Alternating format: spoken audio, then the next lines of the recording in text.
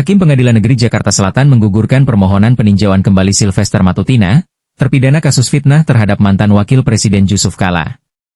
Kami nyatakan pemeriksaan ini selesai dan gugur, kata Hakim Ketua Iketut Darpawan dalam sidang peninjauan kembali di Pengadilan Negeri Jakarta Selatan, Rabu, 27 Agustus 2025. Keputusan Hakim menggugurkan permohonan PK itu, karena mendasarkan surat pernyataan dari rumah sakit tempat Sylvester dirawat tak bisa diterima.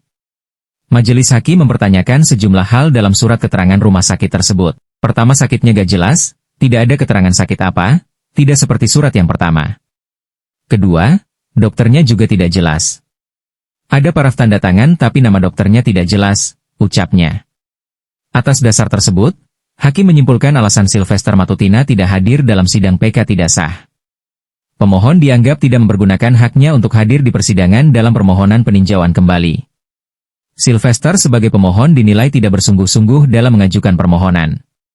Keputusan Hakim setelah mendengarkan pandangan dari kedua belah pihak. Pemeriksaan permohonan peninjauan kembali ini kami nyatakan gugur, ucapnya. Sidang PK ini sebelumnya sempat tertunda. Pada Rabu, 20 Agustus 2025, Sylvester tidak hadir dengan alasan sakit. Ketua Majelis Hakim I Ketut Darpawan menunda sidang sepekan setelah menerima permohonan kuasa hukum. Saat itu, Sylvester melampirkan surat keterangan sakit dari RS Puri Cinere yang menyebut ia menderita chest pain dan membutuhkan waktu istirahat 5 hari. Sidang PK ini untuk meninjau kembali perkara fitnah yang dilontarkan Sylvester Matutina terhadap mantan Wakil Presiden, Yusuf Kala, dalam orasinya pada 2019 silam. Dalam kasus itu Sylvester divonis 1 tahun 6 bulan penjara.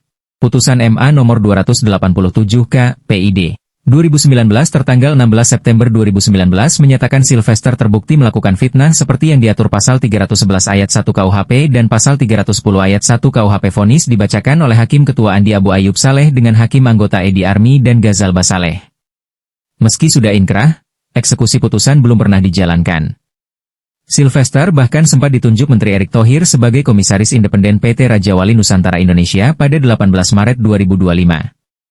Sylvester Matutina juga tercatat Ketua Umum Solidaritas Merah Putih yang dikenal sebagai Barisan Relawan Jokowi.